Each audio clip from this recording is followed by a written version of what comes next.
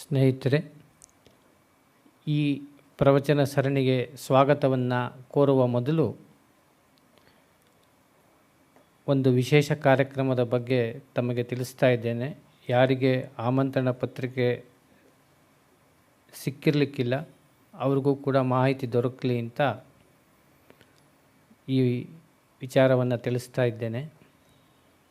ದಿನಾಂಕ 22 ಸೋಮವಾರ ಅಯೋಧ್ಯೆಯಲ್ಲಿ ಶ್ರೀರಾಮ ಮಂದಿರದ ಪ್ರಾಣ ಪ್ರತಿಷ್ಠಾಪನೆ ಸಂದರ್ಭದಲ್ಲಿ ನಮ್ಮ ಸಂಸ್ಥೆಯಲ್ಲೂ ಕೂಡ ಶ್ರೀರಾಮತಾರಕ ಹೋಮವನ್ನು ಆಯೋಜಿಸಿದ್ದೇವೆ.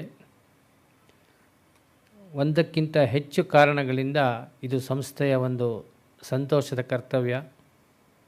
ಈ ಸಂಸ್ಥೆಗೆ ಪ್ರಭು ಶ್ರೀರಾಮಚಂದ್ರನೇ ಅಧ್ಯಕ್ಷ ಅಂತ ಪೂಜ್ಯ DVG ಅವರು ಘೋಷಿಸಿದ್ದಾರೆ. ಅದರಂತೆ ಬದುಕಿದ್ದಾರೆ. ಆ ಮೌಲ್ಯಗಳನ್ನು ಈ ಸಂಸ್ಥೆಯಲ್ಲಿ ತಮ್ಮ ಕಡೆಯ ಉಸಿರಿನವರೆಗೂ ಕೂಡ ಕಾಪಾಡಿಕೊಂಡು ಬಂದಿದ್ದಾರೆ. ಹೀಗಾಗಿ ಸಂಸ್ಥೆಗೆ ಈ ಒಂದು ಕಾರ್ಯವನ್ನು ನಿರ್ವಹಿಸುವುದು ಸಂತೋಷದ ಕರ್ತವ್ಯವೇ ಆಗಿದೆ. 22ನೇ ತಾರೀಕು ಬೆಳಿಗ್ಗೆ ಶ್ರೀರಾಮತಾರಕ ಹೋಮ ಆರಂಭವಾಗಿ ಮಧ್ಯಾಹ್ನ ಸುಮಾರು 1:30 ಗಂಟೆಗೆ ಪೂರ್ಣಾಹುತಿ ಆಗುತ್ತೆ. ನಂತರ ಎಲ್ಲರಿಗೂ ಕೂಡ ಪ್ರಸಾದದ ವ್ಯವಸ್ಥೆ ಕೂಡ ಮಾಡಲಾಗಿದೆ. ಎಲ್ಲರೂ ಕೂಡ ಈ ಕಾರ್ಯಕ್ರಮ ಇನ್ನು ಸ್ನೇಹಿತರಲ್ಲಿ ಪ್ರಾರ್ಥನೆ ಮಾಡ್ತೇನೆ. ವಿದ್ವಾನ್ ಗಣೇಶ್ ಭಟ್ ಹೋಬಳಿ ಅವರಿಗೆ ತಮ್ಮೆಲ್ಲರ ಪರವಾಗಿ ಸಂಸ್ಥೆಯ ಪರವಾಗಿ ಭಕ್ತಿಪೂರ್ವಕ ಸ್ವಾಗತವನ್ನು ಕೋರಿ ಇಂದಿನ ಉಪನ್ಯಾಸ ಚಿಂತನೆಗೆ ಉಪಕ್ರಮಿಸಬೇಕು ಅಂತ ಪ್ರಾರ್ಥಿಸ್ತೇನೆ. ನಮಸ್ಕಾರ.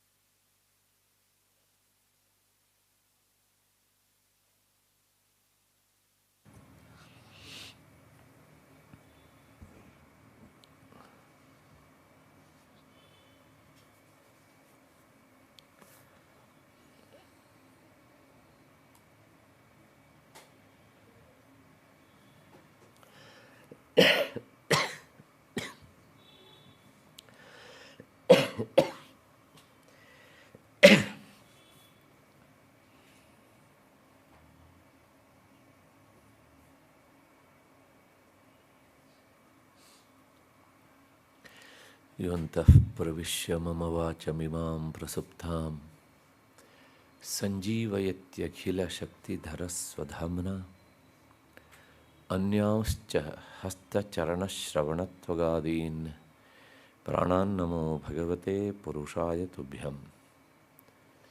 ಯಾ ವರ್ಣಪದವಾಕ್ಯಾರ್ಥಗದ್ಯಪದ್ಯಸ್ವರೂಪಿಣಿ ವಾಚಿ ನರ್ತಯತು ಕ್ಷಿಪ್ರಂ ಮೇಧಾಂ ದೇವಿ ಸರಸ್ವತಿ. ಶ್ರುತಿಸ್ಮೃತಿಪುರಾಣಾನಾಂ ಆಲಯಂ ಕರುಣಾಲಯಂ ನಮಾಮಿ ಭಗವತ್ಪಾದಂ ಶಂಕರಂ ಲೋಕಶಂಕರಂ. ಸಿಂಧೂರಾರುಣವಿಗ್ರಹಾಂ ತ್ರಿನಯನಾಂ ಮಾಣಿಕ್ಯಮೌಲಿಸ್ಫುರತ್ ತಾರಾನಾಯಕಶೇಖರಾಂ ಸ್ಮಿತಮುಖೀಂ ಆಪೀನವಕ್ಷೋರುಹಾಂ ಪಾಣಿಭ್ಯಾಂ ಅಲಿಪೂರ್ಣರತ್ನಚಷಕಂ ರಕ್ತೋತ್ಪಲಂ ಬಿಭ್ರತೀಂ ಸೌಮ್ಯಾಂ ರತ್ನಘಟಸ್ಥರಕ್ತಚರಣಾಂ ಧ್ಯಾಯೇತ್ ಪರಾಮಂಬಿಕಾಂ. ದೃಶಾದ್ರಾಘೀಯಸ್ಯಾ ದರದಲಿತನೀಲೋತ್ಪಲರುಚಾ ದವೀಯಾಂಸಂ ದೀನಂ ಸ್ನಪಯ ಕೃಪಯಾ ಮಾಮಪಿ ಶಿವೆ. ಅನೇನಾಯಂ ಧನ್ಯೋ ಭವತಿ ನಚತೆ ಹಾನಿರಿಯತ ವನೇ ವಾ ಹರ್ಮ್ಯೇ ವಾ ಸಮಕರ ನಿಪಾತೋ ಹಿಮಕರಃ. ವನೇ ವಾ ಹರ್ಮ್ಯೇ ವಾ ಸಮಕರ ನಿಪಾತೋ ಹಿಮಕರಃ. ನನ್ನ ಅಧ್ಯಾತ್ಮ ಬಂಧುಗಳೇ, ಈ ಸರಣಿಗೆ ದತ್ತಿ ನ್ಯಾಸಕರ್ತರಾಗಿ ಸಹಕರಿಸ್ತಾ ಇರುವಂಥ ಎಲ್ಲ ನ್ಯಾಸಕರ್ತ ಪರಿವಾರದವರೇ, ಹಿರಿಯರೇ, ನನ್ನ ಮತ್ತು ನಿಮ್ಮೆಲ್ಲರ ಹೃನ್ಮಂದಿರವನ್ನು ಬೆಳಗ್ತಾ ಇರುವಂಥ ಶ್ರೀವಿದ್ಯಾ ಎನ್ನುವಂತಹ ಮಹಾಚೈತನ್ಯ ಸ್ವರೂಪಿಣಿಗೆ ಅನಂತ ಪ್ರಣಾಮಗಳನ್ನು ಸಲ್ಲಿಸಿ ಈ ದಿನದ ಚಿಂತನೆಗೆ ಮುಂದಾಗ್ತಾ ಇದ್ದೇನೆ. ಕೆಲವು ಸಲ ನಾನು ಹೇಳೋದುಂಟು. ಉಪನ್ಯಾಸಕ್ಕೆ ಬರಬಾರದವರು ಬಂದರೆ ಅದು ಉಳಿದಂತಹ ಶ್ರೋತೃಗಳಿಗೆ ಹೆಚ್ಚು ತೊಂದರೆ ಅಂತ. ಹಾಗೆ ಇವತ್ತು ನನ್ನ ಜೊತೆಗೆ ಒಬ್ಬರು ಬಂದಿದ್ದಾರೆ, ಅವರ ಹೆಸರು ಕೆಮ್ಮೂರಾಯರು ಅಂಥೇಳಿ. ಹಾಗಾಗಿ ಮಧ್ಯೆಯಲ್ಲಿ ಉಪದ್ರವವನ್ನು ಕೊಡ್ತಾ ಇದ್ದಾಗ ಅದನ್ನು ಸಹಿಸಿಕೊಂಡು ನೀವು ಕಾರ್ಯಕ್ರಮಕ್ಕೆ ಸಹಕರಿಸ್ತೀರಿ ಅಂತ ಭಾವಿಸಿಕೊಂಡು ನೇರವಾಗಿ ಈ ದಿನದ ವಿಷಯದ ಕಡೆಗೆ ನಾನು ಜಾರ್ತಾ ಇದ್ದೇನೆ. ಹಿಂದಿನ ಸರಣಿಯಲ್ಲಿ ನಾವು 227ನೇ ನಾಮದವರೆಗೆ ಚಿಂತನೆಯನ್ನು ಮಾಡಿದ್ವಿ. ಸಚ್ಚಿದಾನಂದ ಅಂತ ಆ ನಾಮ ಆಗಿತ್ತು. ಇವತ್ತು ನಾವು ನೋಡಬೇಕಾದದ್ದು ಮುಂದಿನ ನಾಮ ಸಾಧ್ಯ ಅಂತ. ಹಿಂದಿನ ನಾಮದ ಪುನಃಸ್ಮರಣೆಯನ್ನು ಮತ್ತೆ ನಾನು ಮಾಡುವುದಿಲ್ಲ, ಯಾಕೆಂದರೆ ಈ ಸತ್ ಚಿತ್ತು ಆನಂದ ಎನ್ನುವಂಥದ್ದು ಸಾಮಾನ್ಯವಾಗಿ ವೇದಾಂತಕ್ಕೆ ಸಂಬಂಧಪಟ್ಟಂಥ ಎಲ್ಲ ವಿಷಯಗಳಲ್ಲೂ ಪದೇ ಪದೇ ಬರುವಂಥವುಗಳು. ಮತ್ತು ಅದು ಬಂದಾಗಲೆಲ್ಲ ನಾನು ಸುಮಾರಾಗಿ ಹೇಳ್ತಾನೆ ಬಂದಿದ್ದೇನೆ. ಹಾಗಾಗಿ ಇವುಗಳ ಅರ್ಥ ಈಗಾಗಲೇ ನಿಮ್ಮ ಮನಸ್ಸಿನಲ್ಲಿ ದೃಢವಾಗಿದೆ ಅಂತ ಭಾವಿಸಿಕೊಂಡು ನೇರವಾಗಿ ಇಂದಿನ ವಿಷಯದ ಕಡೆಗೆ ಹೊರಳುತ್ತಾ ಇದ್ದೇನೆ. ಸಾಧ್ಯ ಅಂತ. ಸಾಧ್ಯ ಚತುರ್ಥಿ ವಿಭಕ್ತಿಯಲ್ಲಿ ಹೇಳುವಾಗ ಸಾಧ್ಯಾಯೈ ನಮಃ ಅಂತ ಹೇಳಬೇಕು. ಇದನ್ನು ಸಾಧ್ಯ ಅಂದರೆ ಏನು ಅಂದರೆ ಪಡೆಯಲು ಆಗುವವಳು, ಅಂದರೆ ನಮ್ಮ ಸಾಧನೆಗೆ ನಿಲುಕುವವಳು, ಆದ್ದರಿಂದ ಅವಳು ಸಾಧ್ಯ. ತಾತ್ಪರ್ಯ ಏನಾಯಿತು ಅಂತಂದರೆ ನಾವು ಆಕೆಯನ್ನು ಪಡೆಯಬಹುದು ಅನ್ನೋದಕ್ಕೆ ಅರ್ಥ ಅಂಗಡಿಗೆ ಹೋಗಿ ಇದೊಂದು ಪುಸ್ತಕ ಕೊಡ್ರಿ ಅಂತ ಹೇಳಿದಾಗ ಅವ್ರು ಕೊಡ್ತಾರೆ, ನಾವು ಅದನ್ನು ಪಡ್ಕೊಳ್ತೇವೆ. ಹೀಗ ಅಲ್ಲ. ಪಡೆಯೋದು ಅಂದರೆ ಇಲ್ಲಿ ಅರಿವು, ಆಕೆಯ ಅರಿವನ್ನು ನಾವು ಪಡೆಯಲಿಕ್ಕೆ ಸಾಧ್ಯ. ಅರಿವು ಬೇರೆ ಅಲ್ಲ, ಅವಳು ಬೇರೆ ಅಲ್ಲ. ಆದ್ದರಿಂದ ಅರಿವು ಬಂತು ಅಂತಾದರೆ ಅವಳು ಸಿಕ್ಕಂತೆ. ಅದರ ಹೆಚ್ಚಿನ ವಿಚಾರವನ್ನು ಮುಂದಿನ ನಾಮದಲ್ಲಿ ನೋಡೋಣ. ಒಟ್ಟಾರೆ ಏನು ಕೇಳಿದರೆ ಅವಳು ನಮ್ಮ ಸಾಧನೆಗೆ ನಿಲುಕುವವಳು, ಪಡೆಯಲಿಕ್ಕೆ ಯೋಗ್ಯಳಾದವಳು, ಅವಳು ನಮಗೆ ಪ್ರಾಪ್ಯಳಾದವಳು ನಮ್ಮಿಂದ ಅಂತ. ಎಲ್ಲ ಅರ್ಥಗಳು ಸಹ ಸಮಾನ. ಹಾಗಿದ್ದರೆ ಅವಳನ್ನು ಪಡೆಯಲೇಬೇಕಾದವಳು, ನಮ್ಮ ಪ್ರಯತ್ನಕ್ಕೆ ಸಿಗ್ತಾಳೆ ಅವಳು. ಆ ಪ್ರಯತ್ನ ಯಾವುದು ಅಂತ ಪ್ರಶ್ನೆ. ಅದಕ್ಕೆ ಹೇಳ್ತಾರೆ ಕರ್ಮ ಉಪಾಸನ ಆದಿಭಿ ಮಹಾವಾಕ್ಯಶ್ರವಣಜನ್ಯ ಬ್ರಹ್ಮವಿದ್ಯಾತ್ವೇನ ಸಾಧನ ಚತುಷ್ಟಯ ಸಂಪನ್ನಾಧಿಕಾರಿಣ ಅಪರೋಕ್ಷತೆಯ ಸಾಧಿತುಂ ಪ್ರಾಪ್ತುಂ ಅರ್ಹ ಫಲಸ್ವರೂಪತ್ವಾತ್ ಇತ್ಯರ್ಥ. ಇಷ್ಟು ಆಚಾರ್ಯರ ಭಾಷ್ಯ ಪಂಕ್ತಿ. ಏನು ಇದಕ್ಕೆ ಅರ್ಥ? ಈಕೆಯನ್ನು ಅಂದರೆ ಶ್ರೀವಿದ್ಯಾಸ್ವರೂಪಿಣಿಯಾದಂಥ ಜಗನ್ಮಾತೆಯನ್ನು ಪಡೆಯೋದಕ್ಕೆ ಆ ಸಾಧನೆಯ ಮಜಲುಗಳನ್ನು ಹೇಳ್ತಾ ಹೋಗ್ತಾರೆ ಅಂತೇಳಿ. ಒಂದು ಕರ್ಮ ಅಂದರೆ ಹೋಮ ಹವನದಲ್ಲಿ ಮಾಡುವ ಕರ್ಮ ಅಲ್ಲ, ಅದನ್ನು ನಾವು ಮರಿಬಾರದು. ಅವೆಲ್ಲ ಬಹಳಷ್ಟು ಕಾಮ್ಯಕರ್ಮಗಳಾಗಿರ್ತವೆ. ಆದರೆ ಇದು ಯಾವ ಕರ್ಮ ಅಂತಂದರೆ ಚಿತ್ತಶುದ್ಧಿಗಾಗಿ ಮಾಡಿಕೊಳ್ಳುವ ಕರ್ಮ. ವೇದಾಂತದ ಪ್ರಕಾರ ಕರ್ಮಗಳು ಇರುವುದೇ ನಮ್ಮ ಚಿತ್ತಶುದ್ಧಿಯನ್ನು ಮಾಡಿಕೊಳ್ಳೋದಕ್ಕೆ. ಹಾಗಿದ್ರೆ ಫಲ ಪಡೆಯೋದಕ್ಕಿಲ್ವ ಅಂದರೆ ಅದು ಸೆಕೆಂಡರಿ. ಮುಖ್ಯ ಉದ್ದೇಶ ಏನು ಅಂದರೆ ನಮ್ಮೆಲ್ಲರ ಬದುಕಿನಲ್ಲಿ ಈ ಜನ್ಮದಲ್ಲಿ ಅಲ್ಲದೇ ಇದ್ದರೆ ಮುಂದಿನ ಜನ್ಮದಲ್ಲಾದರೂ ನಾವು ಮೋಕ್ಷ ಪಡಿಬೇಕು ಅನ್ನೋಂಥ ಆಸೆ ನಮಗೆ ಉಂಟಾ ಇಲ್ವಾ?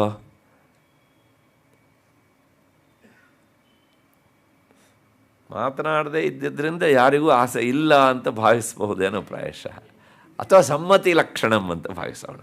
ಎಸ್, ಮೌನಂ ಸಮ್ಮತಿ ಲಕ್ಷಣಂ ಅಂತ.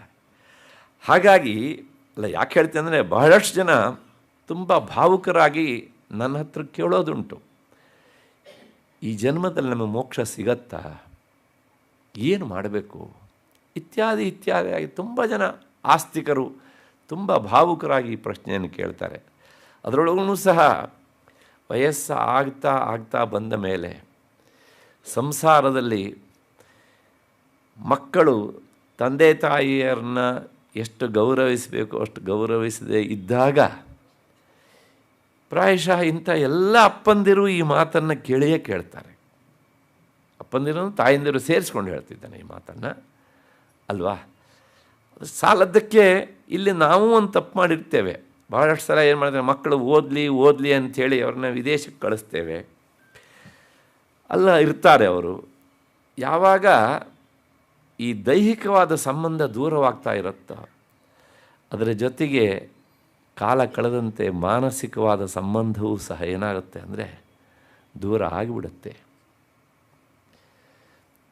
ವಾಲ್ಮೀಕಿ ಮುನಿಗಳು ಒಂದು ಮಾತನ್ನು ಹೇಳ್ತಾರೆ, ಸನ್ನಿಕೃಷ್ಟೇಷು ಸೌಹಾರ್ದಂ ಸ್ಥಾವರೇಶ್ವಪಿ ಜಾಯತೆ ಅಂತ. ಅಂದರೆ ಒಂದು ಜಡವಾದ ವಸ್ತು ನಮ್ಮ ಸನಿಹದಲ್ಲಿ ಇದ್ದರೆ ಮನುಷ್ಯನಿಗೆ ಆ ಜಡವಾದ ವಸ್ತುವಿನ ಬಗ್ಗೆಯೂ ಸಹ ಅಷ್ಟೋ ಎಷ್ಟೋ ಪ್ರೀತಿ ಉತ್ಪನ್ನ ಆಗುತ್ತಂತೆ. ಈಗೊಂದು 2-3 ಉದಾಹರಣೆ ಕೊಡ್ತೇನೆ. ನಿಮ್ಮ ಮನೆ ಮುಂದುಗಡೆಗೆ ಯಾವುದೋ ಒಂದು ಕಲ್ಲು ಬಹಳ ದಿವಸದಿಂದ ಇತ್ತು ಅಂತ ಅಂದ್ಕೊಳ್ಳಿ.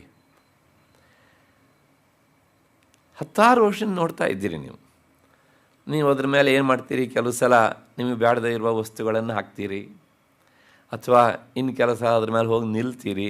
ಹೀಗೆ ಆ ಕಲ್ಲಿಗೂ ನಿಮಗೂ ಇನ್ಯಾವುದೂ ಸಂಬಂಧ ಇಲ್ಲ, ಇಷ್ಟೇ. ಆದರೂ ಸಹ ಇದ್ದಕ್ಕಿದ್ದಾಗೆ ಕಾರ್ಪೊರೇಷನ್ನವರು ತಮ್ಮದೇ ಕಲ್ಲು ಅಂತ ಒಂದಿಸಿ ಎತ್ಕೊಂಡು ಹೋದಾಗ ನಿಮಗೇನು ಅನಿಸುತ್ತೆ? ನಂದಲ್ಲ ಮಾತು, ಋಷಿಯ ಮಾತು. ಸನ್ನಿಕೃಷ್ಟೇಷು ಸೌಹಾರ್ದಂ ಸ್ಥಾವರೇಶ್ವಪಿ ಜಾಯತೆ. ಇದು ಒಂದು.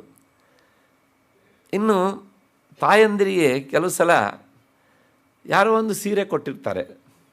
ಆ ಸೀರೆ ಬಣ್ಣ, ಅದರ ಹೆಣೆಯುವಿಕೆ ಮತ್ತು ಅದರ ತೂಕ, ಅವರು ಧರಿಸಿದಾಗ ಇವರಿಗೆ ಬರುವ ಸೌಂದರ್ಯ, ಇದನ್ನೆಲ್ಲ ನೋಡಿದಾಗ ಆ ಜಡವಾದ ವಸ್ತುವಿನ ಜೊತೆಗೆ ಒಂದು ಸಹಜವಾದ ಅಟ್ಯಾಚ್ಮೆಂಟ್ ಬೆಳೆದು ಬಿಡುತ್ತೆ ಅಲ್ವಾ.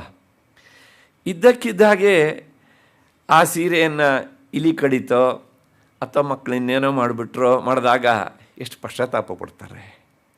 ಹಾಗಿದ್ರೆ ಅಂಥ ಸೀರೆ ಏನೊಂದು ಸಿಗೋದೇ ಇಲ್ವಾ? ಸಿಗ್ತದೆ. ಯಾಕೆ ಅಂದರೆ ಆ ಸಾಮೀಪ್ಯ ಅನ್ನೋದುಂಟಲ್ಲ, ಜಡವಸ್ತುಗಳ ಬಗ್ಗೆನೇ ಪ್ರೀತಿಯನ್ನು ಹುಟ್ಟಿಸುತ್ತೆ. ಹೀಗಿರುವಾಗ ಮಕ್ಕಳು ಸನಿಹದಲ್ಲಿದ್ದರೆ ತಂದೆ ತಾಯಿಯರಿಗೆ ಆ ಪ್ರೀತಿ ಸಹಜವಾಗಿರುತ್ತೆ. ಮಕ್ಕಳಿಗೂ ಸಹ ಪರಂಪರೆಯ ಕೊಂಡಿ ಸಿಗತ್ತೆ. ಹಾಗಿಲ್ಲದೆ ಇದ್ದರೆ ಮನೆಗೆ ಬಂದವರ ಹತ್ರ ಹೇಗೆ ಮಾತನಾಡಬೇಕು, ಹೇಗೆ ಅವ್ರನ್ನ ಸತ್ಕರಿಸಬೇಕು, ನಮ್ಮ ಮನೆಯಲ್ಲಿ ಹಿಂದಿನವರು ಹೇಗೆ ನಡ್ಕೊಂಡು ಬಂದಿದ್ದರು, ಈ ಯಾವುದೇ ಒಂದು ಪರಂಪರೆಯ ಕೊಂಡಿ ಸಿಗೋದಿಲ್ಲ. ಅದೆಲ್ಲವುದು ಸಹ ವಿಚ್ಛಿತ್ಯ ಆಗಿಬಿಡ್ತದೆ, ಕತ್ತರಿಸಿ ಹೋಗ್ತದೆ. ಕೊನೆಗೆ ಏನು ಕೇಳಿದರೆ ಆ ದೂರ ಎನ್ನುವುದು ದೈಹಿಕವಾಗಿ ಅಷ್ಟೇ ಅಲ್ಲ, ಮಾನಸಿಕವಾಗಿಯೂ ಸಹ. ಸ್ವತಃ ಜನ್ಮ ಕೊಟ್ಟ ತಂದೆ ತಾಯಿಯರೂ ಸಹ ಯಾರಂತೆ ಅಂದರೆ ಮಕ್ಕಳಿಗೆ ಎಲ್ಲರಂತೆ ಅಂತ. ಹೀಗೆ ಆಗುವ ಸಂದರ್ಭ ಬಹಳಷ್ಟು ಇರುತ್ತದೆ. ಅದಕ್ಕೋಸ್ಕರ ಯಾಕೆ ಹೇಳಿದೆ ಅಂದರೆ ಈ ಕರ್ಮ ಮತ್ತು ಉಪಾಸನ ಇವು ವಾಸ್ತವಿಕವಾಗಿ ಕರ್ಮ ಎನ್ನುವುದು ಚಿತ್ತಶುದ್ಧಿಗಾಗಿ ಇರುವಂಥದ್ದು. ಆಚಾರ್ಯರು ಒಂದು ಮಾತನ್ನು ನೇರವಾಗಿ ಹೇಳ್ತಾರೆ, ಚಿತ್ತಸ್ಯ ಶುದ್ಧಯೇ ಕರ್ಮ ನತು ವಸ್ತೂಪಲಬ್ಧಯೇ. ಅಂದರೆ ಕರ್ಮ ಅನ್ನೋದು ಇರುವುದು ಚಿತ್ತವನ್ನು, ಅಂದರೆ ಮನಸ್ಸಿಗೆ ಅಂಟಿದ ಕೊಳೆಯನ್ನು ತೊಳೆದುಕೊಳ್ಳೋದಕ್ಕೆ ಅಷ್ಟೇ ಹೊರತೂ ಸಹ ಅದನ್ನು ಮಾಡಿ, ಅಂದರೆ ಕಾಮ್ಯಕರ್ಮದ ರೂಪದಿಂದ ಮಾಡಿ ಅದರಿಂದ ಫಲವನ್ನು ಪಡೆಯೋದಕ್ಕೆ ಅಲ್ಲ. ಫಲ ಪಡೆದು ಏನು ತಪ್ಪು ಅಂತ ಒಂದು ಪ್ರಶ್ನೆ. ತಪ್ಪಲ್ಲ, ಆದರೆ ಫಲವೂ ಸಹ ಅದೊಂದು ಕೊಳೆ ಅಂದರೆ ಯಾಕೆ ಕೊಳೆ ಅಂದರೆ, ಮನುಷ್ಯ ಒಂದು ಜನ್ಮ ಬಂದಾಗ ತಾನು ಮತ್ತೆ ಹುಟ್ಟುವುದಕ್ಕೆ ಬೇಕಾದ ಎಲ್ಲ ವ್ಯವಸ್ಥೆ ಮಾಡ್ಕೊಂಡು ಬಿಡ್ತಾನೆ. ನೀವು ಕಾಮನೆಯ ಬೆನ್ನು ಹತ್ತಿ ಕರ್ಮ ಮಾಡಿದಾಗ ಅದು ಫಲ ಕೊಟ್ಟೇ ಕೊಡ್ತದೆ. ಅಕಸ್ಮಾತ್ತಾಗಿ ಆ ಕರ್ಮ ಫಲ ಕೊಡುವುದರ ಒಳಗಾಗಿ ಈ ದೇಹ ಬಿದ್ದು ಹೋದರೆ ಆ ಕರ್ಮ ಕೊಡಬೇಕಂತ ಫಲ ಅದು ಪೆಂಡಿಂಗ್ ಇರ್ತದೆ. ಅದನ್ನು ಅನುಭವಿಸೋದಕ್ಕೆ ಅಂತ ಮತ್ತೆ ಪುನಃ ಹುಟ್ಟಬೇಕು ಅಂದ್ರೇನು? 9 ತಿಂಗಳ ಕಾಲ ತಾಯಿಯ ಜಠರದಲ್ಲಿ ಗರ್ಭವಾಸವನ್ನು ಮಾಡಿ ಆ ಕ್ಲೇಶವನ್ನು ಅನುಭವಿಸಬೇಕು, ಬಾಲ್ಯದ ಕಷ್ಟವನ್ನು ಅನುಭವಿಸಬೇಕು. ಅದಕ್ಕಿಂತ ಹೆಚ್ಚಿಗೆ ಶೈಶವಾವಸ್ಥೆಯಲ್ಲಿ ಇದೆಲ್ಲವೂ ಸಹ ಕೊಳೆ, ಅಂದರೆ ಒಂದು ದೃಷ್ಟಿಯಲ್ಲಿ ಶಿಕ್ಷೆ ನಮಗೆ.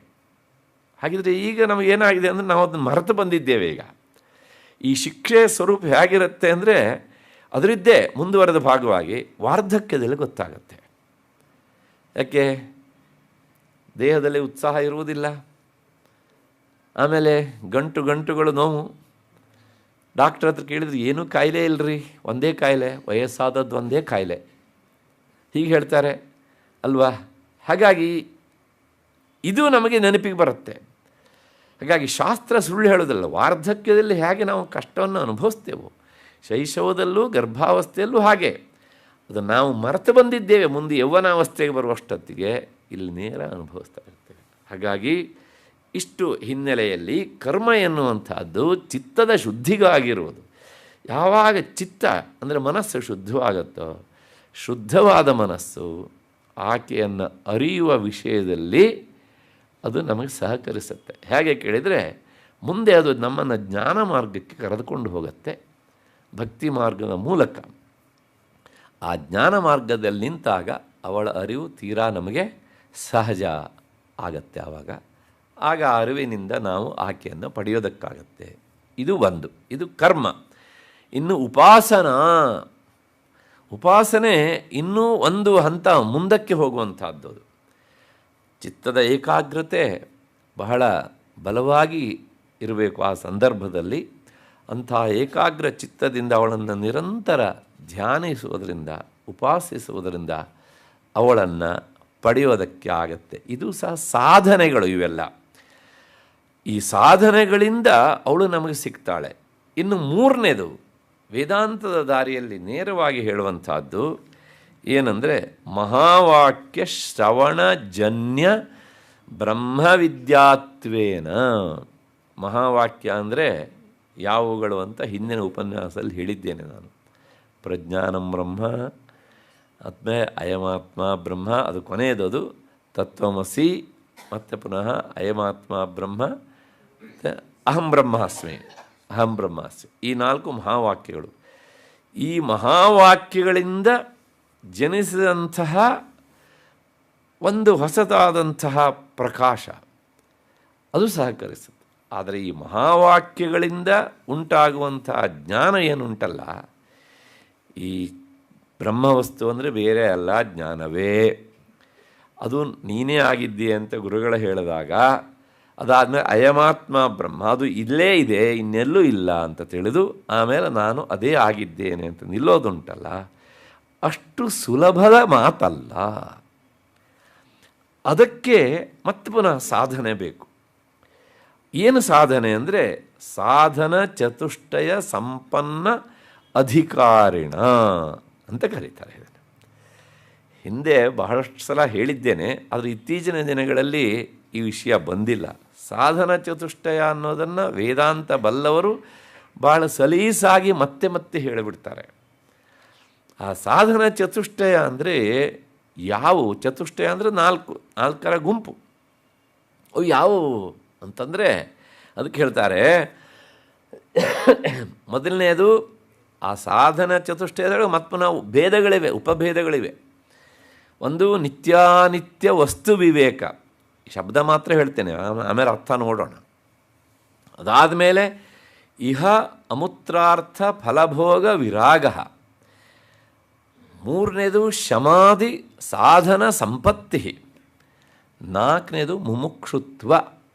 ಇವು ಸಾಧನೆಗಳು. ಈಗ ನಾನು ಹೇಳಿದ್ದು ಕೇವಲ ಇವುಗಳ ಹೆಸರಾಯಿತು. ಈ ಹೆಸರಿಂದ ಏನು ಪ್ರಯೋಜನ ಇಲ್ಲ, ಇದ್ರ ಒಳಗಡೆ ಅರ್ಥವನ್ನು ನಾವು ತಿಳ್ಕೊಳ್ಬೇಕು. ನಿತ್ಯ ಅನಿತ್ಯ ವಸ್ತು ವಿವೇಕ. ವಿವೇಕ ಅಂದರೆ ಎರಡನ್ನು ಬೇರ್ಪಡಿಸಿ ತಿಳಿಯುವಂಥದ್ದು. ಅಕ್ಕಿ ತರ್ತೀರಿ, ಅಕ್ಕಿ ಒಳಗಡೆ ಒಂದಿಷ್ಟು ಕಲ್ಲು ನೆಲ್ಲು ಎಲ್ಲ ಇರ್ತವೆ. ಏನೋ ಬೈ ಮಿಸ್ಟೇಕ್ ಆಗಿ ಬಂದುಬಿಟ್ಟಿವೆ. ಎಲ್ಲ ಸಲ ನೀವು ಎಲ್ಲ ಚೆಕ್ ಮಾಡೇ ತರ್ತೀರಿ. ಆ ಮನೆಗೆ ಬಂದಾದಮೇಲೆ ಆ ಕಲ್ಲು ನೆಲ್ಲನ್ನೆಲ್ಲ ಅಕ್ಕಿಯಿಂದ ಬೇರ್ಪಡಿಸ್ತೀರಾ ಇಲ್ವೋ? ಹಾಗೆ ಬೇರ್ಪಡಿಸಿ ಉತ್ತಮ ವಿಚಾರವನ್ನು ಸ್ವೀಕರಿಸುವುದು ವಿವೇಕ. ಹಾಗಾಗಿ ನಿತ್ಯ ಅನಿತ್ಯ ವಸ್ತು ವಿವೇಕ. ಪ್ರಪಂಚದಲ್ಲಿ ಎರಡೇ ತರಹದ ವಸ್ತುಗಳಿರೋದು. ಒಂದು ನಿತ್ಯ ವಸ್ತು, ಅದರ ಹೆಸರು ಬ್ರಹ್ಮ ಅಂತ. ಅದನ್ನು ಬಿಟ್ಟು ಮಿಕ್ಕ ಎಲ್ಲವೂ ಸಹ ಅನಿತ್ಯ ವಸ್ತುಗಳು. ಇದನ್ನೇ ಉಪನಿಷತ್ತು ಅಥವಾ ಅದಕ್ಕೆ ತುಲ್ಯವಾದಂತಹ ಮಾತುಂಟು, ಬ್ರಹ್ಮ ಸತ್ಯಂ ಜಗನ್ ಮಿಥ್ಯಾ. ಮಿಥ್ಯಾ ಅಂದರೆ ಸುಳ್ಳು ಅಂತಲೇ ಅರ್ಥ ಅಲ್ಲ ಪೂರ್ತಿಯಾಗಿ, ಅದು ಹೀಗೆ ಅಂತ ಹೇಳಲಿಕ್ಕಾಗದೇ ಇರುವಂಥದ್ದು, ಕಲ್ಪಿತವಾದದ್ದು ಅಂತ ಅರ್ಥ. ಯಾವುದು ಕಲ್ಪಿತವಾದದ್ದೋ ಅದಕ್ಕೆ ನಿಜವಾದ ಇರುವಿಕೆ ಇರೋದಿಲ್ಲ. ಅದಕ್ಕೆ ಕಲ್ಪಿತ ವಸ್ತುವಿಗೆ ಆಧಾರ ಅದರ ಅಧಿಷ್ಠಾನ. ಹಗ್ಗದಲ್ಲಿ ಹಾವು ಕಲ್ಪಿತವಾಗಿದೆ ಅಂದರೆ ಅಲ್ಲಿ ಏನಿಲ್ಲ, ನಿಜವಾಗಿ ಹಾವು ಇಲ್ಲ, ಇರೋದು ಯಾವುದು? ಹಗ್ಗ.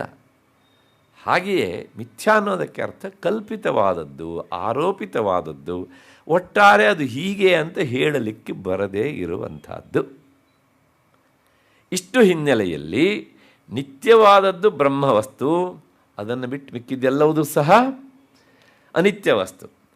ಮನುಷ್ಯ ಯಾವಾಗಲೂ ಆಯ್ಕೆ ಮಾಡಿಕೊಳ್ಳಬೇಕಿದ್ರೆ ನಿತ್ಯವಾದ ವಸ್ತುವನ್ನು ಆಯ್ಕೆ ಮಾಡ್ಕೊಳ್ತಾನೋ ಅನಿತ್ಯವಾದದ್ದನ್ನು ಆಯ್ಕೆ ಮಾಡ್ಕೊಳ್ತಾನೋ?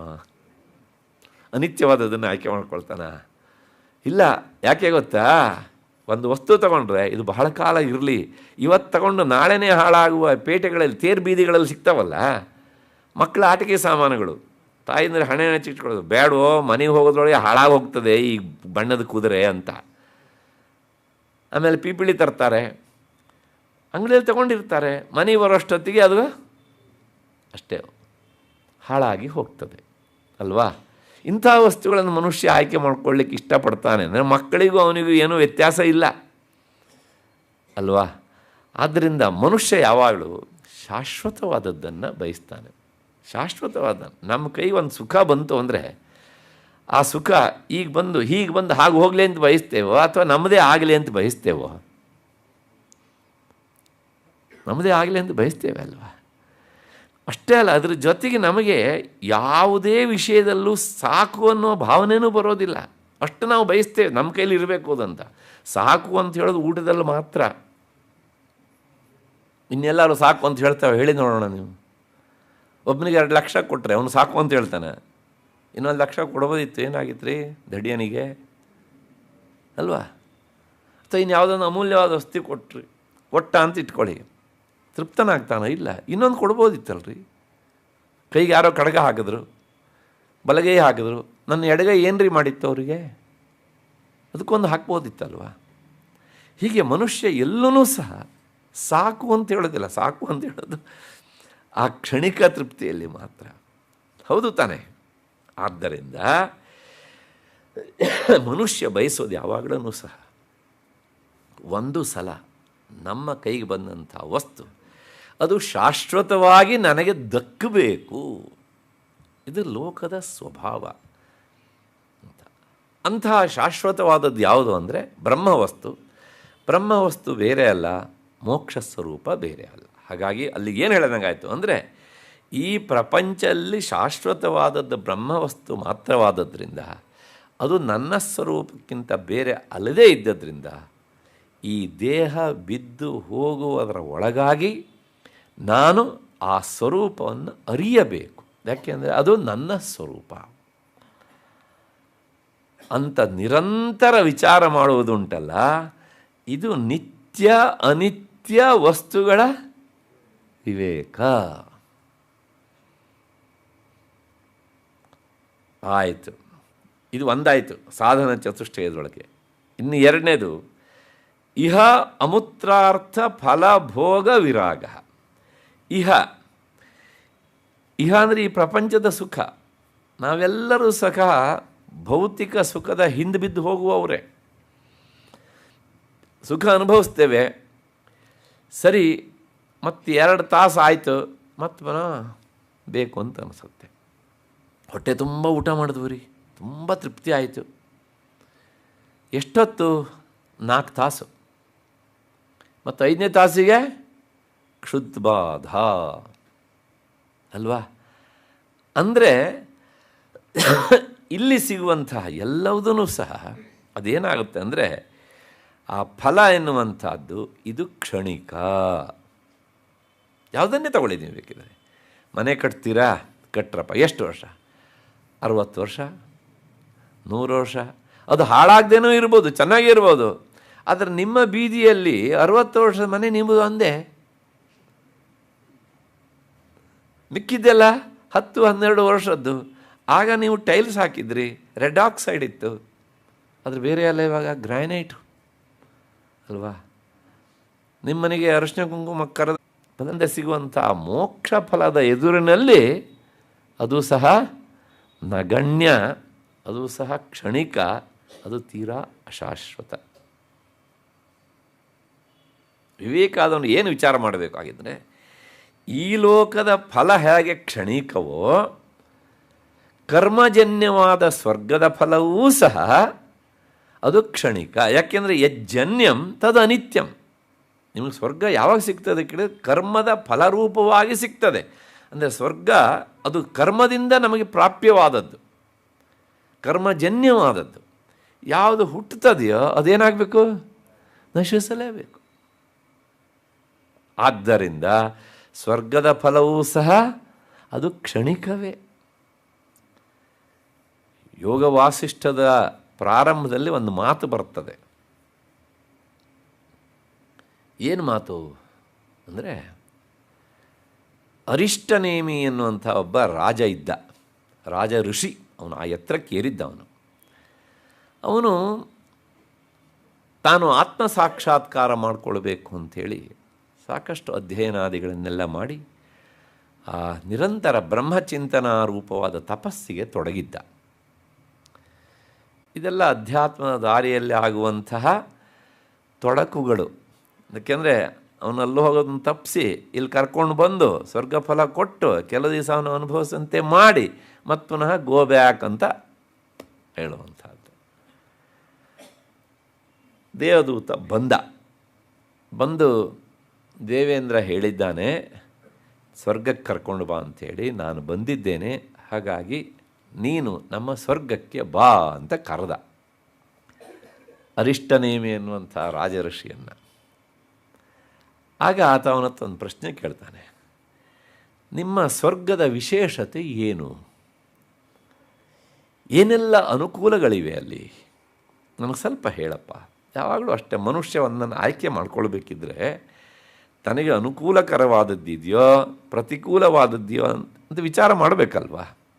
ಹಾಗಾಗಿ ನನಗೆ ಅಲ್ಲಿ ಹಿತವಾಗುವಂಥದ್ದು ಇದೆ ಅಂತ ಆದರೆ ಖಂಡಿತವಾಗಿಯೂ ಬರ್ತೇನೆ.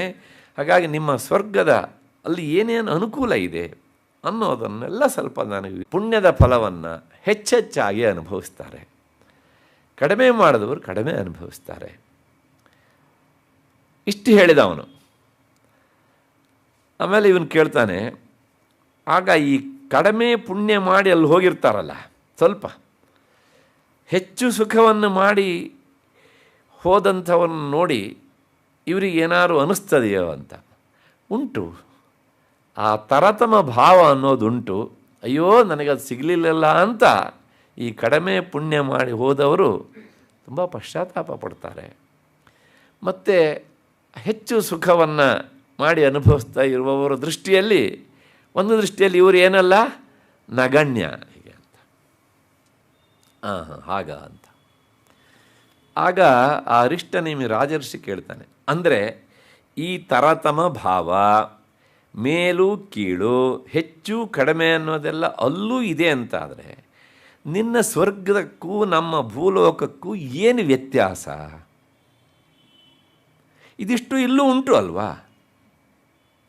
ಆದ್ದರಿಂದ ನನಗೆ ನಿನ್ನ ಸ್ವರ್ಗ ಬೇಡ. ಹೋಗ್ಬಿಡು. ಯಾಕೆಂದರೆ ಈ ಎಲ್ಲ ವ್ಯತ್ಯಾಸ, ತರತಮ ಭಾವ ಎಲ್ಲವೂ ಸಹ ನಾನು ಇಲ್ಲೇ ಸಿಗಬೇಕಿದ್ರೆ ಮತ್ತು ನಾನು ಅಲ್ಲಿ ಬಂದು ಅದನ್ನು ನೋಡಬೇಕಾದ ಅವಶ್ಯಕತೆ ಇಲ್ಲ ಅಂತ ಹೇಳ್ದ.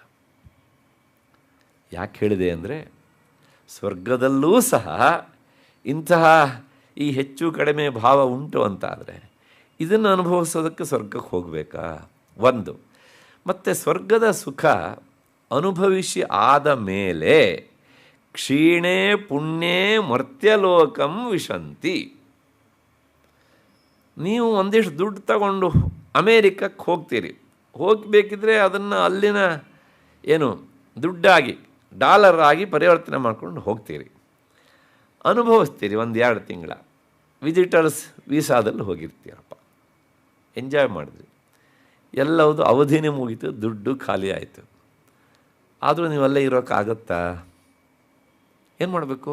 ಹುಡುಕ್ತಾರೆ ಅವ್ರು ನಿಮ್ಮನ್ನು, ಯಾರ್ಯಾರು ವೀಸಾ ಅವಧಿ ಎಕ್ಸ್ಪೈರ್ ಆಗಿದೆ ಅಂತ ಹಿಡ್ಕೊಂಡು ಬಂದು ಅವರೇ ಬೇಕಿನ ಖರ್ಚು ಹಾಕ್ಕೊಂಡು ಇಂಡಿಯಾಕ್ಕೋ ಅಥವಾ ಇನ್ಯಾವುದೋ ದೇಶಕ್ಕೆ ಬರುವಂತಹ ಫ್ಲೈಟಿಗೆ ಅವನನ್ನು ರವಾನೆ ಮಾಡ್ತಾರೆ. ಯಾಕೆ? ಕ್ಷೀಣೇ ಪುಣ್ಯೇ ಮರ್ತ್ಯಲೋಕಂ ವಿಶಂತಿ. ಇದು ಎಲ್ಲ ಲೋಕದಲ್ಲೂ ಉಂಟು.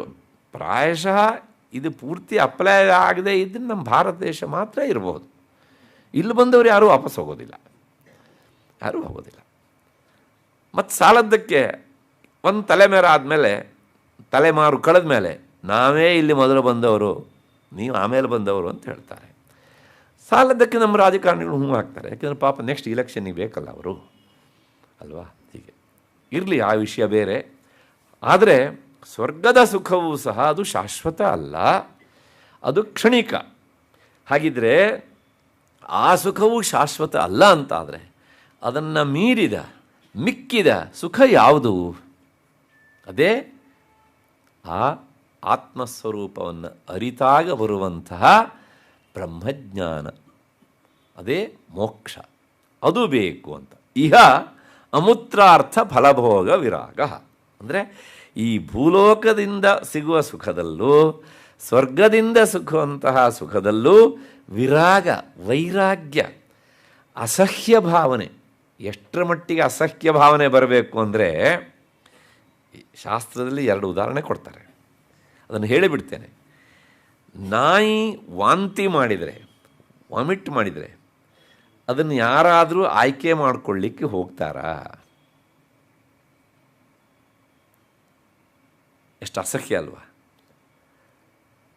ಅಥವಾ ಅದು ಮಲಮೂತ್ರ ವಿಸರ್ಜನೆ ಮಾಡಿದರೆ ಅದರೊಳಗೆ ಯಾವನಿಗಾದರೂ ಸಹ ಇದು ಚೆನ್ನಾಗಿದೆ ಅಂತ ಅನಿಸುತ್ತಾ? ಹೇಗೆ ಈ ವಸ್ತುಗಳ ಬಗ್ಗೆ ನಮಗೆ ಅಸಹ್ಯ ಭಾವನೆಯೋ ಹಾಗೆಯೇ ಇಂದ್ರಿಯಗಳಿಂದ ಸಿಗುವಂತಹ ಸುಖಗಳ ಬಗ್ಗೆ ಅಸಹ್ಯ ಭಾವನೆ, ಸ್ವರ್ಗ ಸುಖದ ಬಗ್ಗೆ ಅಸಹ್ಯ ಭಾವನೆ ಬಂದರೆ ಆಗ ಇಹ ಅಮೂತ್ರಾರ್ಥ ಫಲಭೋಗ ವಿರಾಗ. ಇದು ಇಷ್ಟರ್ಥ ಅದಕ್ಕೆ. ಇನ್ನು 3ನೇದು ಶಮಾಧಿ ಸಾಧನ ಸಂಪತ್ತಿ. ಶಮಾಧಿ ಅಂತ ಶಬ್ದ ಹೇಳ್ಬಿಟ್ರು. ಶಮ, ದಮ, ಉಪರತಿ, ತಿತಿಕ್ಷಾ, ಶ್ರದ್ಧಾ, ಮುಮುಕ್ಷುತ್ವ. ಇದನ್ನು ನಮಗೆ ಸ್ಪಷ್ಟ ಅರ್ಥ ಆಗಲಿ ಹೇಳಿ, ಶಮಾಧಿ ಷಟ್ಕ.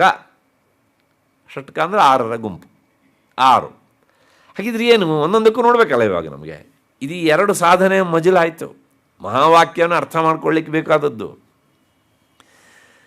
3ನೇದು, ಈಗ ಆ 3ನೇದ್ರೊಳಗೆ ಮೊದಲನೇದು ಶಮ. ಶಮ ಅಂದರೆ ಅಂತರಿಂದ್ರಿಯ ನಿಗ್ರಹಂ ಶಮಃ. ಮನಸ್ಸು, ಅಂತರಿಂದ್ರಿಯ ಅಂದರೆ ಯಾವುದು? ಮನಸ್ಸು. ಆ ಮನಸ್ಸನ್ನು ವಿಷಯಗಳ ಕಡೆಗೆ, ವಿಷಯಗಳಂದರೆ ಇಂದ್ರಿಯ ವಿಷಯಗಳ ಕಡೆಗೆ ಮತ್ತೆ ಮತ್ತೆ ಹೋಗದೇ ಇರುವ ಹಾಗೆ ಅದನ್ನು ನಿಗ್ರಹಿಸುವುದು. ಬಜಾರಕ್ಕೆ ಹೋಗ್ತೇವೆ, ನಮ್ಮ ಮನೆಯಲ್ಲಿ ಒಂದು ವಸ್ತು ಉಂಟು, ಅದೇ ವಸ್ತುವನ್ನು ಅಲ್ಲಿ ನೋಡಿದಾಗ ಬಣ್ಣ ಮಾತ್ರ ಬೇರೆ, ಆದರೂ ಸಹ ಅದು ಬೇಕು ಅಂತ ಅನಿಸಿದಾಗ ನಾವೊಂದು ತೆಗೆದುಕೊಳ್ಳಿಕ್ಕೆ ಹೋದರೆ ನಮ್ಮ ಅಂತರಿಂದ್ರಿಯ ಏನಾಗಲಿಲ್ಲ? ನಿಗ್ರಹ ಆಗಲಿಲ್ಲ ಅಂತ ಅರ್ಥ. ನಮ್ಮ ಮನೇಲಿ ಈಗಾಗಲೇ ಇದೆ, ಇದನ್ನು ತಗೊಂಡು ಹೋದರೆ ಮತ್ತೆ ಪುನಃ ಉಪಯೋಗಿಸೋರು ಯಾರು ಬೇಕಾಗಿಲ್ಲ ನನಗೆ. ಇದೆ ಅಂತ ಬೇಡ ಅಂತಲ್ಲ, ಇಲ್ಲದಿದ್ರೂ ನನಗೆ ಬೇಡ. ಇದು ಅಂತರಿಂದ್ರಿಯ ನಿಗ್ರಹ. ಬೇಡ ಅಂತ ಎಲ್ಲ ವಿಷಯಲ್ಲೂ ಸಾಕು ಸಾಕು. ಹಾಗಾಗಿ ಈ ರೀತಿಯಾಗಿ ನಮ್ಮ ಮನಸ್ಸನ್ನು ವಿಷಯಗಳತ್ತ ಹೋಗೋದರಿಂದ ಎಳೆದು ತಂದು ಹದ್ದು ಬಸ್ಸಿನಲ್ಲಿ ಇಟ್ಕೊಳ್ಳುವಂತಹದ್ದು ಶಮ. ಸರಿ, ಹಾಗೆ ಹದ್ದು ಬಸ್ಸಿನಷ್ಟಂಥ ಮನಸ್ಸನ್ನು ಯಾವ್ದು ಕಡೆಗೆ ಕಳಿಸ್ಬೇಕು? ಒಂದು ಕಡೆಯಿಂದ ಎಳ್ಕೊಂಡು ಬಂದು ಅದನ್ನು ನೀನು ಇಲ್ಲೇ ಇರೋದಿಲ್ಲ ಅದು. ಈಗ ಚಿಕ್ಕ ಮಕ್ಕಳಿಗೆ ಅವರು ಉಪದ್ರವ ಮಾಡಿದಾಗ ತಾಯಂದಿರು ಹೇಳ್ತಾರೆ, ನೀನು ಅದನ್ನು ಮುಟ್ಟಬೇಡ, ಇದನ್ನು ಮುಟ್ಟಬೇಡ ಅಂಥೇಳಿ. ಸುಮ್ಮನೆ ಇರ್ತಾರೆ ಅವರು. ಇಲ್ಲ, ಏನು ಮಾಡಬೇಕು? ಮುಟ್ಟಬೇಡ ಅಂಥೇಳಿ ಇದ್ರ ಜೊತೆಗೆ ಆಟ ಆಡುವಂಥ ಒಂದಿಷ್ಟು ಆಟಿಕೆ ವಸ್ತುಗಳನ್ನು ಕೊಡಿ. ಆಗ ಅದನ್ನು ಬಿಡ್ತಾರೆ, ಇದನ್ನು ಹಿಡಿತಾರೆ. ಅದು ಮನಸ್ಸಿನ ಸ್ವಭಾವ. ಅದು ಯಾವಾಗಲೂ ಸಹ ಒಂದನ್ನು ಬಿಟ್ಟಿತ್ತು ಅಂದರೆ ಇನ್ನೊಂದು ಅದನ್ನು ಹಿಡಿಲೇಬೇಕು. ಹಿಡಿಲೇಬೇಕು ಅಂದರೆ ನೀವು ಕೊಡಲೇಬೇಕು. ನೀವು ಸರಿ, ಲೌಕಿಕ ವಿಷಯಗಳತ್ತ ಹೋಗಬೇಡ ಅಂತ ಅದನ್ನು ಎಳೆದು ತಂದು ಇದ್ರ ಏನು ಕೊಡಬೇಕು? ಸಾಧ್ಯವಾದಷ್ಟು ಒಳಬಗೆಯಲ್ಲಿ ನಿನಗೆ ಚಿಂತನೆ ಮಾಡುವ ಶಕ್ತಿ ಬಂತಲ್ಲ, ಅದು ಎಲ್ಲಿಂದ ಬಂತು ಅಂತ ವಿಚಾರ ಮಾಡುವಂಥ. ನೀವು ಮೊದಲು ಒಂದು ದಿವಸ ಹೇಳಿದರೆ ನಿಮ್ಮ ಮಾತು ಜಗ್ಗೋದಿಲ್ಲ, ಅದು ಏನೂ ಕೇಳೋದಿಲ್ಲ. ಒಂದು ದಿವಸ ಅಲ್ಲ, 1 ವರ್ಷ ಮಾಡಿದರೂ ಜಗ್ಗೋದಿಲ್ಲ. ಯಾಕೆಂದರೆ ಅದಕ್ಕೆ ಹೊರಗಡೆ ವಿಷಯಗಳ ಕಡೆಗೆ ಹೋಗಿ ಹೋಗಿ ಹೋಗಿ ಅದಕ್ಕೆ ಅಭ್ಯಾಸ ಆಗಿಬಿಟ್ಟಿದೆ. ಕೆಲವು ಜನರಿಗೆ ಹಾಗೆ ಏನು ಮಾಡಿ ಮನೇಲಿ ಕಾಲು ನಿಲ್ಲೋದೇ ಇಲ್ಲ ಅವರಿಗೆ. ಏನಿದ್ರೂ ಹೊರಗಡೆ ಹೋಗು, ಕಟ್ಟೆ ಮೀಟಿಂಗ್ ಮಾಡು, ಬೀದಿ ಸುತ್ತು. ಹಾಗೆಯೇ ನಮ್ಮ ಮನಸ್ಸಿದೆಯಲ್ಲ, ಅದು ನೀನು ವಿಷಯಗಳತ್ತ ಹೋಗಬೇಡ ಅಂತ ಹೇಳಿದರೆ ಕೇಳೋದಿಲ್ಲ. ಅದಕ್ಕೆ ಇನ್ನೇನಾದರೂ ಉತ್ತಮವಾದ ವಿಷಯ ಕೊಡಬೇಕು. ಮೊದಲು ಏನು ಮಾಡಬೇಕು? ಒಳ್ಳೆಯ ಗ್ರಂಥವನ್ನು ಅಧ್ಯಯನ ಮಾಡಬೇಕು, ಅಥವಾ ಒಳ್ಳೆಯ ವಿಷಯವನ್ನು ಕೇಳಬೇಕು. ಕೇಳಬೇಕಿದ್ರೆ ಅಯ್ಯೋ ಕಿವಿ ಕೇಳಿಸ್ಕೊಳ್ಳುತ್ತೆ ಅಂತ ಮನಸ್ಸನ್ನು ಇನ್ನೆಲ್ಲೋ ಹೋಗೋದಕ್ಕೆ ಬಿಡೋದಲ್ಲ ಅಂತ. ಹೀಗೆ ಆ ಮನಸ್ಸನ್ನು ನಿಗ್ರಹಿಸುವಂಥದ್ದು ಅದು ಶಮ. ಅದು ನಿಜವಾಗಿ ಆ ಶಮಸ್ಥಿತಿಗೆ ಬಂದಾಗ ಪ್ರಸನ್ನವಾಗಿರುತ್ತೆ. ವಾಸ್ತವಿಕವಾಗಿ ಹೇಳಬೇಕು ಅಂದರೆ ನಮ್ಮೆಲ್ಲ ಶಾಸ್ತ್ರಗಳು ಹೊರಟಿರುವುದೇ ಮನಸ್ಸನ್ನು ಪ್ರಸನ್ನವಾಗಿ ಇರಿಸಿಕೊಳ್ಳೋದಕ್ಕೆ. ಶಮಾರ್ಥಂ ಸರ್ವಶಾಸ್ತ್ರಾಣಿ ರಚಿತಾನಿ ಮಹರ್ಷಿಭಿ. ಎಲ್ಲ ಶಾಸ್ತ್ರಗಳ ಉದ್ದೇಶವು ಏನು ಅಂದರೆ ಮನಸ್ಸಮಾಧಾನ. ಅದೊಂದು ಇಲ್ಲ ಅಂದರೆ ಯಾವುದಿದ್ರೂ ಸಹ ವೇಸ್ಟ್. ಅದೊಂದು ಇದೆ ಅಂದರೆ ಯಾವುದಿಲ್ಲದೆ ಇದ್ರೂ ಸಹ ಪರವಾಗಿಲ್ಲ. ಯಾಕೆಂದರೆ ಮನಸ್ಸಿಚ ಪರಿತುಷ್ಟೇ ಕೋರ್ಥವಾನ್ ಕೋ ದರಿದ್ರ. ನಿಮ್ಮ ಮನಸ್ಸಿನಲ್ಲಿ ಒಂದು ಸಮಾಧಾನ ಅನ್ನೋದು ಒಂದಿದೆ ಅಂತಾದರೆ ಅವನಷ್ಟು ದೊಡ್ಡ ಶ್ರೀಮಂತ ಇನ್ನೊಬ್ಬ ಇಲ್ಲ ಈ ಪ್ರಪಂಚದೊಳಗೆ. ಸಾಕಷ್ಟು ದುಡ್ಡಿದೆ, 10 ಪಾಸ್ಬುಕ್ಗಳನ್ನು ಇಟ್ಕೊಂಡು ಅದ್ರ ಮೇಲೆ ನೀವು ಕೊಡ್ತಿರ್ತೀರ. ಎಲ್ಲ ಪಾಸ್ಬುಕ್ಕಲ್ಲೂ ಮ್ಯಾಕ್ಸಿಮಮ್ ಉಂಟು. ಆದರೆ ಸದಾ ಇಲ್ಲಿ ಚಿಂತೆ ಎನ್ನುವಂಥ ಬೆಂಕಿ ಉರಿತಾ ಇರುತ್ತದೆ. ಏನು ಪ್ರಯೋಜನ ಅಲ್ವಾ? ಹಾಗಾಗಿ ಆ ಮನಸ್ಸಮಾಧಾನ ಅನ್ನೋದುಂಟಲ್ಲ, ಅದು ಶಮ ಆಯಿತು. ನೆಕ್ಸ್ಟ್ ದಮ. ಮನಸ್ಸು ಹೀಗೆ ಶಮಸ್ಥಿತಿಗೆ ಬರಬೇಕಿದ್ರೆ ಮತ್ತೆ ಅದಕ್ಕೆ ಸಹಾಯ ಮಾಡೋ ಇದ್ದಾವಲ್ಲ 5 + 5 ಪಂಚಜ್ಞಾನೇಂದ್ರಿಯಗಳು, ಪಂಚಕರ್ಮೇಂದ್ರಿಯಗಳು, ಅವುಗಳನ್ನು ನಿಗ್ರಹದಲ್ಲಿಡು. ಯಾಕೆಂದರೆ ಇವು ಈ ಮನಸ್ಸಿಗೆ ಒಂಥರ ಪೆಡ್ಲರ್ಗಳಿದ್ದ ಹಾಗೆ. ವಿಷಯಗಳತ್ತ ಹೋಗೋದು, ಮನಸ್ಸಿಗೆ ಬಂದು ಹೇಳೋದು, ಈ ಮನಸ್ಸು ಸುಖ ಅನುಭವಿಸೋದು.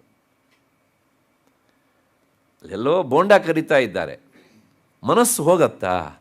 ಅದಕ್ಕೆ ವಾಸನೆ ಗೊತ್ತಾಗೋದಿಲ್ಲ. ಹೋದದ್ದು ಯಾವುದು? ಮೂಗು.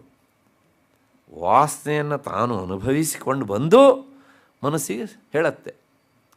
ತಕ್ಷಣ ಮನಸ್ಸು ಕಾಲನ್ನು ಪ್ರಚೋದಿಸುತ್ತೆ, ನಡಿ ಅಜ್ಜಿ ಬೋಂಡ ಚೆನ್ನಾಗಿದೆ ಅಂತ ಕೇಳಿದ್ದೇನೆ, ಇವತ್ತೇ ಬರ್ತಾ ಅಂತ. ಉದಾಹರಣೆ ಕೊಟ್ಟಿದ್ದೀನಿ ನಾನು ಅಂತ. ಆವಾಗೇನಾಯಿತು? ಈ ಒಂದೊಂದೇ ವಿಷಯಗಳಿದ್ದಾವಲ್ಲ, ಅಂದರೆ ಮೂಗು, ಕಣ್ಣು, ಕಿವಿ ಮತ್ತು ನಾಲಿಗೆ ಇವೆಲ್ಲವೂ ಸಹ ನಿಜವಾಗಿ ಇವು ಯಾವುದನ್ನು ಅನುಭವಿಸಲ್ಲ.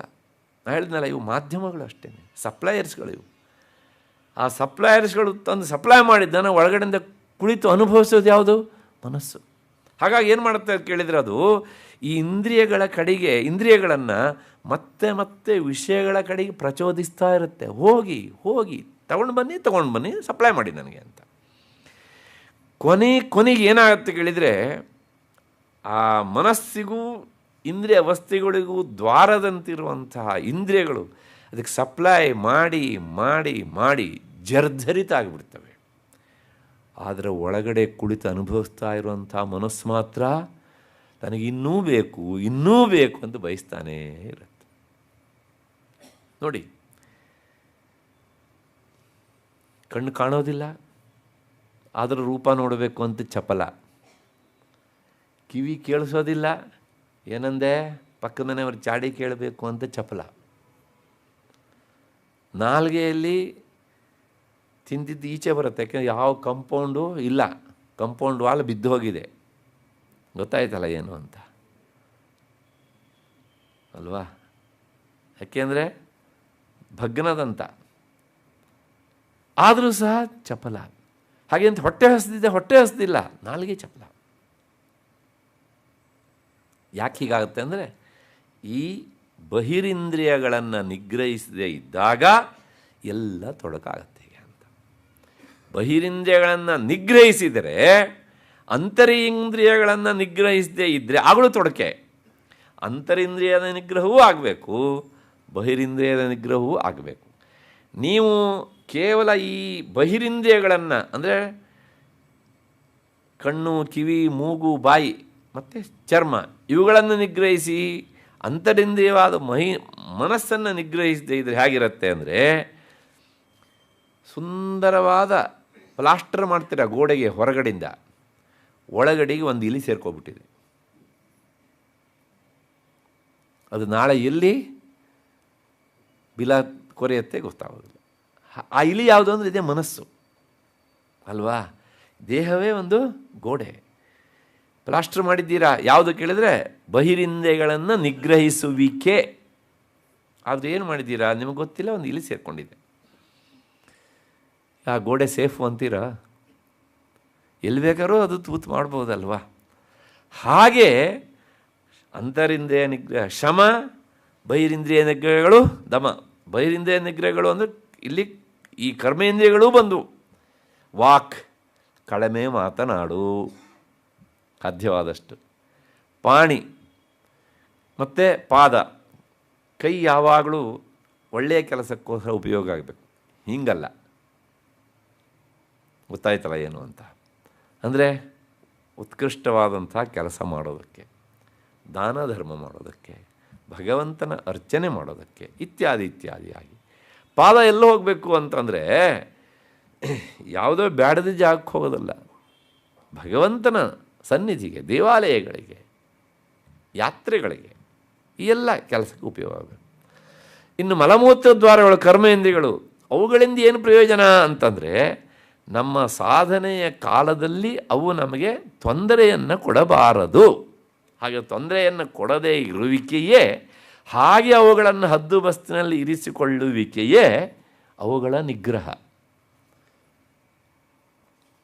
ಇದೆಲ್ಲ ಯಾವಾಗ ಸಾಧ್ಯ? 75 ಆದಮೇಲಲ್ಲ, ದಯವಿಟ್ಟು ಅನ್ಯಥಾ ಭಾವಿಸಬೇಡಿ. ಅಂದರೆ ಯೌವನಾವಸ್ಥೆಯಲ್ಲಿ ಇವುಗಳನ್ನೆಲ್ಲ ಅಷ್ಟೋ ಇಷ್ಟೋ ಸಾಧನೆ ಮಾಡಿದ್ದಿದ್ದರೆ ಆಗ ಇವು ಅಷ್ಟೋ ಇಷ್ಟೋ ಹದ್ದುಬಸ್ತಿನಲ್ಲಿ ಇರ್ತವೆ.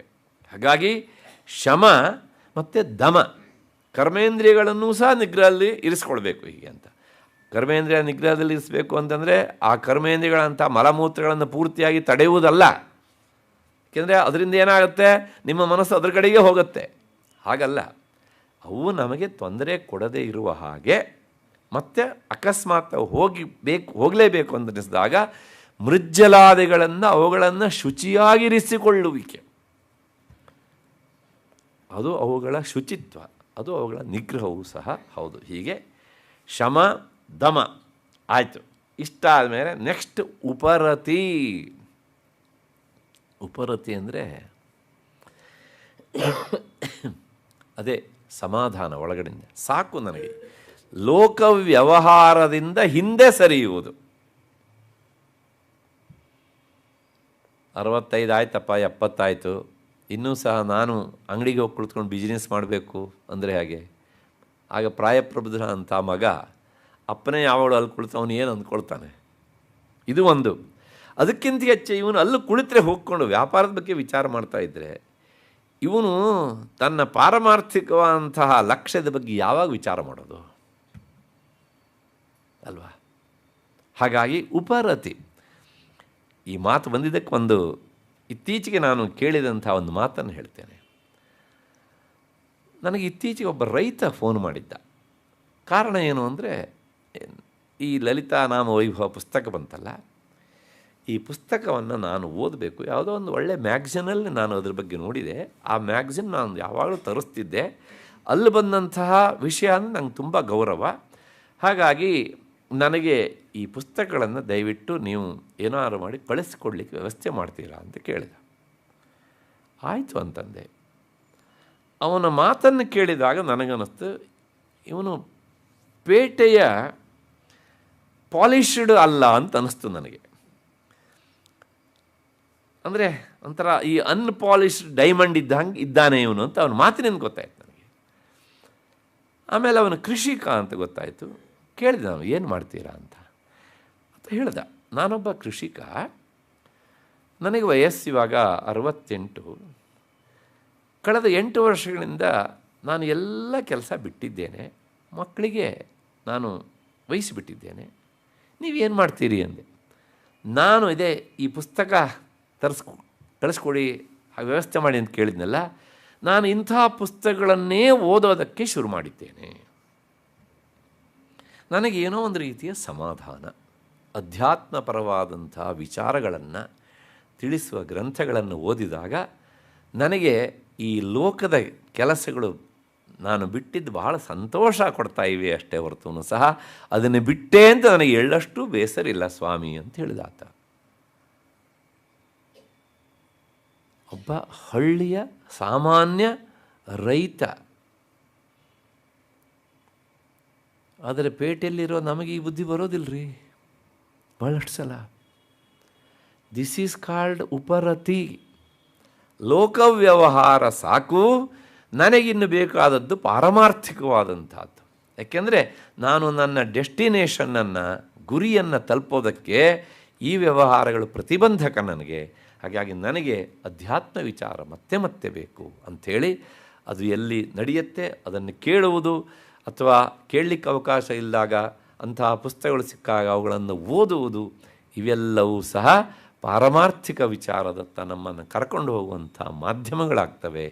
ಹಾಗಾಗಿ ಇದರಿಂದ ಏನಾಗುತ್ತೆ, ಮನಸ್ಸು ಯಾವಾಗಲೂ ಸಹ ಒಂದು ಸಮಾಧಾನದ ಸ್ಥಿತಿಯಲ್ಲಿ ಇರುತ್ತೆ. ನಾನು ಒಂದು ಉದಾಹರಣೆ ಹೇಳಿದ್ದೇನೆ ಒಬ್ಬ ರೈತನಿಂದ. ಇತ್ತೀಚೆಗೆ ಇಂಥ ಒಂದು 15-20 ಕರೆಗಳು ನನಗೆ ಬಂದಿವೆ, ಬೇರೆ ಬೇರೆ ಬೇರೆ ಬೇರೆ ಪಟ್ಟಣದಲ್ಲಿದ್ದವರು ಫೋನ್ ಮಾಡಿದ್ದಾರೆ ಹೀಗೆ ಅಂತ. ಇಲ್ಲ ಅಂತಲ್ಲ. ಅಷ್ಟು ಹಿನ್ನೆಲೆಯಲ್ಲಿ ಶಮ, ದಮ, ಉಪರತಿ. ಮೂರನೇದು ತಿತಿಕ್ಷಾ. ತಿತಿಕ್ಷಾ ಅಂದರೆ ಸಹಿಸಿಕೊಳ್ಳುವುದು. ಬರೇ ಸಹಿಸಿಕೊಳ್ಳುವುದಲ್ಲ, ಏನು ಬಂದರೂ ಸಹಿಸಿಕೊಳ್ಳೋದು. ನಮಗೆ ಈ ಶಬ್ದ ಮಾತ್ರ ನಾವು ಕೇಳಿರ್ತೇವೆ. ನಮ್ಮ ಹತ್ರನೇ ಅಂದರೆ ನಮಗೇನೆ ಸಹಿಸಿಕೊಳ್ಳುವಂತಹ ಒಂದು ಪರಿಸ್ಥಿತಿ ಎದುರಾದರೆ ನಾವು ಸಹಿಸಿಕೊಳ್ಳುವುದಿಲ್ಲ. 2 ಇನ್ಸಿಡೆಂಟ್ ಹೇಳ್ತೇನೆ ಸಂಬಂಧಪಟ್ಟಾಗಿ. ಸಹಿಸು, ಏನು ಬಂದರೂ ಸಹಿಸು. ಅಂದರೆ ನಮ್ಮ ಮನಸ್ಸಿನ ಆ ನಿಗ್ರಹ ಶಕ್ತಿಯನ್ನು ಪರೀಕ್ಷೆ ಮಾಡುವಂಥ ಸಾಧನ ಇದೆ. ಅದೊಂದು ಆಶ್ರಮ. ಆಶ್ರಮದಲ್ಲಿ 4-5 ಜನ ವಿದ್ಯಾರ್ಥಿಗಳಿಗೆ ಗುರುಗಳು ಪಾಠ ಮಾಡ್ತಾ ಕುಳಿತಿದ್ದರು. ಅದೇನು ಹೈಫೈ ರೂಮಲ್ಲ, ಕೊಠಡಿ ಅಲ್ಲ. ಋಷಿಗಳು ಇರುವ ಜಾಗ ಗೊತ್ತಲ್ಲ, ಯಾವುದೋ ನದಿ ತೀರ, ಕಾಡಿನ ಪಕ್ಕ, ಅಲ್ಲೊಂದು ಪರ್ಣಕುಟೀರ, ಅಲ್ಲಿ ಕುಳಿತು ಪಾಠ ಮಾಡ್ತಾ ಇದ್ದಾರೆ. ಮಣ್ಣಿನ ನೆಲ, ಈ ಮರದಿಂದ ಮಾಡಿದಂತಹ ದಬ್ಬೆಗಳು, ಗೂಟಗಳು ಎಲ್ಲನೂ ಇರ್ತವೆ. ಹಾಗೆ ಪಾಠ ಮಾಡ್ತಾ ಇರುವಾಗ ಆ ಗುರುಗಳ ದೇಹದ ಮೇಲೆ ಒಂದು ಇರುವೆ ಹತ್ತಿ ಬಂತು, ಕಾಲಿನ ಮೂಲಕ ನೇರವಾಗಿ ಹತ್ತಿ ಬಂತು. ಅದು ಹತ್ತಿ ಬಂದಾಗ ಗುರುಗಳು ಏನು ಮಾಡಿದ್ರು ಕೇಳಿದರೆ ಅದನ್ನು ತೆಗೆದು ನೆಲಕ್ಕೆ ಬಿಟ್ಟರು, ಅದಕ್ಕೆ ನೋವಾಗದೇ ಇರುವ ಹಾಗೆ.